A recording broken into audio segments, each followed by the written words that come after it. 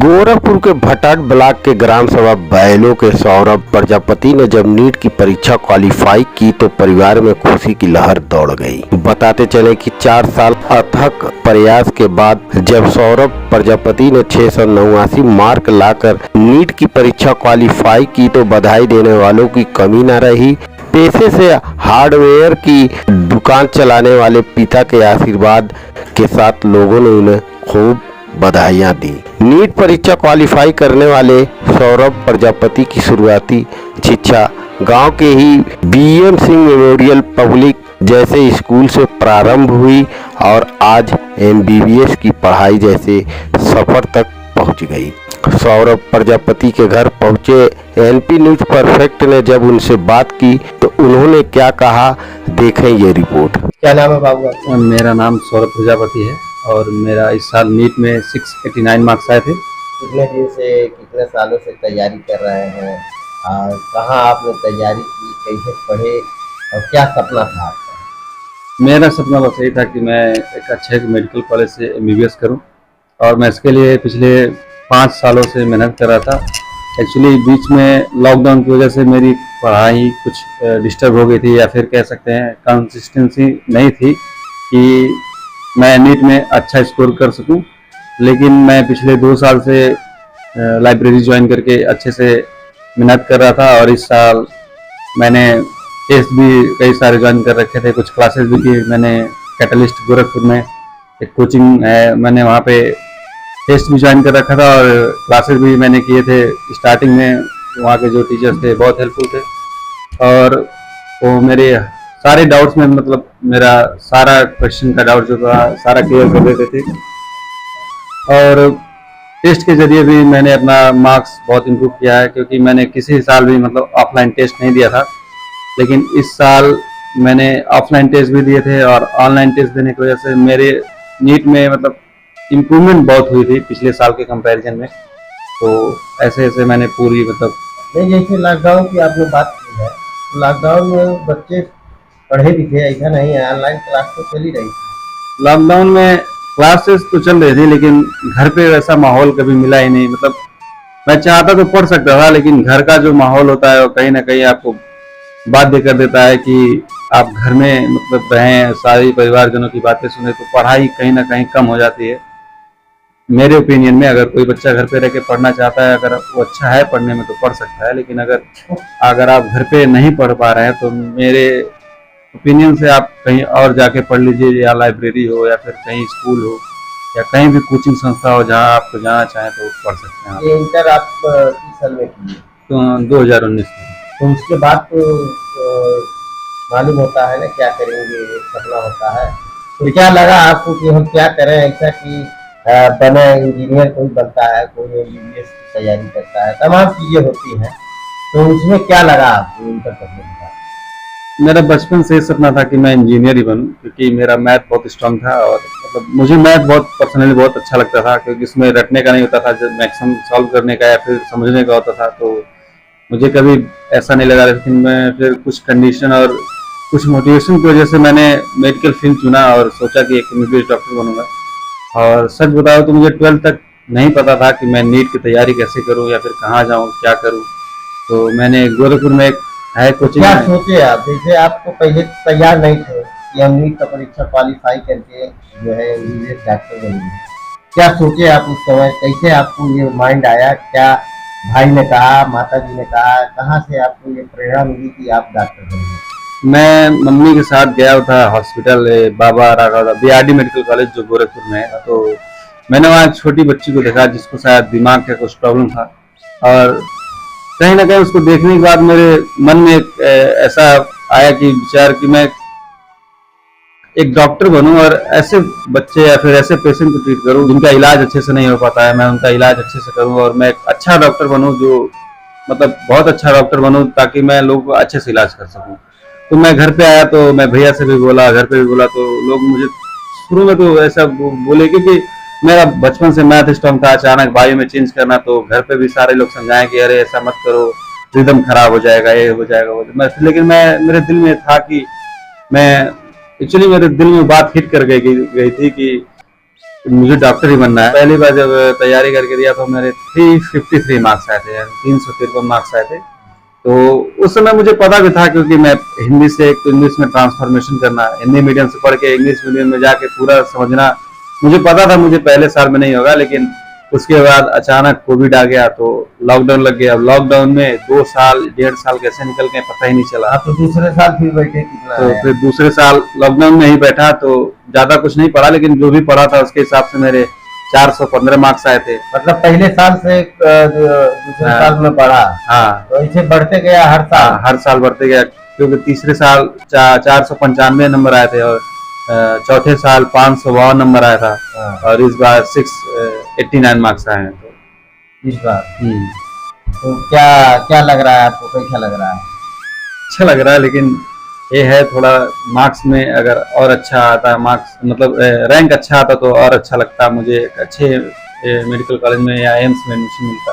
तो क्या आप पढ़ाई करेंगे एमबीबीएस की कि फिर से एग्जाम में बैठेंगे? नहीं, अब फिर से नहीं बैठेंगे, एमबीबीएस का ही पढ़ाई करेंगे, क्योंकि कहीं से भी रह के पढ़ा जाएगा, अच्छे से पढ़ा जाएगा तो वहाँ की लोगों की सेवा होगी। और कहीं से भी पढ़ा जाए डिग्री तो वही रहेगी, और मेहनत करेंगे तो वहाँ भी अच्छा ही प्रदर्शन करेंगे। मेरे मम्मी पापा तो बहुत सपोर्टिव थे और फैमिली के भी जितने भी लोग हैं बहुत सपोर्टिव थे, क्योंकि 4 साल किसी बच्चे को देना ऐसे एग्जाम के लिए जो क्वालिफाई ना हो तो बहुत बड़ी बात होती है मम्मी पापा के लिए। और आजकल के कई पेरेंट्स हैं जो 1-2 साल में हार मान लेते हैं और कह देते हैं कि तुमसे नहीं होगा, बच्चे को हटा देते हैं। मेरे मम्मी पापा मतलब सारे लोग 4 साल से मतलब ऐसा कभी प्रेशर नहीं डाले कि तुम्हें करना ही करना है। वो लोग ये कह रहे बस करते जाओ, मेहनत हो जाएगा तब भी ठीक है, नहीं होगा तब भी ठीक है, कोई इसी पे जिंदगी निर्भर नहीं है। लेकिन मेरे दिल में था हाँ मैं कर लूंगा, क्योंकि जब मेहनत करते हैं तो पता चलता है कि हाँ हो जाएगा या नहीं होगा, पहले साल ही पता चल जाता है कि निकलेगा या नहीं निकलेगा। जज्बा हो गया आपको, हाँ। लगन हो गई। हाँ, क्योंकि हर साल आप बैठे, 4 साल आप बैठे, तो हर साल रैंक बढ़ता गया। एक तमन्ना थी कि हो सकता है अगले बार बढ़िया रैंक आए और हम सिलेक्शन हमारा हो जाए, ये ऐसा कुछ? हाँ ये तो होता है, क्योंकि मैं पिछले 2 साल से जैसे पढ़ रहा था वैसे किसी साल भी नहीं पढ़ा, क्योंकि पिछले 2 साल से मैं लाइब्रेरी भी ज्वाइन किया और ऑनलाइन बैचेस भी थे। तो कहीं ना कहीं ऑनलाइन में एक फायदा ये होता है कि आप मल्टीपल टाइम रिवीजन कर सकते हैं और एक ही चीज बार बार पढ़ सकते हैं। और इसमें एक घाटा भी है कि आप डाउट के लिए और आपको कंपटीशन फील करने के लिए मौका जल्दी नहीं मिलता है, क्योंकि आप जब तक सराउंडिंग में नहीं होते कंपटीशन फील नहीं होता है। टाइम बनाए थे पढ़ने का? मेरा हाँ टाइमिंग तो था, लेकिन मैं जैसे पहले क्या होता था, मैं रात में पढ़ता था, रात में जग के मैं दिन में सो लेता था, रात में पढ़ता था। लेकिन फिर मुझे वो कहीं ना कहीं अपने डेली लाइफ से थोड़ा हटके लगने लगा था, तो मैं क्या किया, रात में सोने लगा, सुबह 5 बजे जगने लगा और 5 बजे जगने के बाद 7 बजे तक 8 बजे तक, लास्ट के महीने में तो मैं 6 साढ़े 6 बजे तक लाइब्रेरी चला जाता था, क्योंकि लास्ट के टाइम में बच्चा सोचता है कि कितना इनपुट दे दिया जाए। और उधर से रात को 8 साढ़े 8 कभी 10 बजे आता था, क्योंकि जब तक पढ़ाई नहीं कंप्लीट हो जाती थी पूरे दिन का एक मतलब जो भी टारगेट मैंने अपने आप को दिया था अगर वो कंप्लीट नहीं होता था तो मैं जल्दी घर नहीं आता था। तो बीच में परेशानियां भी होती थी, लेकिन ठीक है उतना तो होता रहता है। अब कैसा लग रहा है? रैंक तो आपका आ गया है, एमबीबीएस की आप पढ़ाई करके लोगों की सेवा करेंगे, तो कैसा लग रहा है? वैसे बहुत अच्छा लग रहा है, क्योंकि गांव में एक हो सकता है कि मैं मोटिवेशन का कारण भी बनूं पूरे गांव में, क्योंकि अभी शायद मेरे हिसाब से कोई नहीं किया है पूरे गांव में। और मैं चाहूंगा कि और बच्चे भी करें, चाहे वो किसी भी कम्युनिटी के हों, अच्छे से अच्छे अपने बच्चों को पढ़ाएं। और मैं चाहता हूं कि मेरे गांव से भी लोग सेलेक्ट हो, ताकि मैं ऐसा ना हो कि मैं अकेला बन के रह जाऊं, मेरे और गांव के जो बच्चे हैं आए।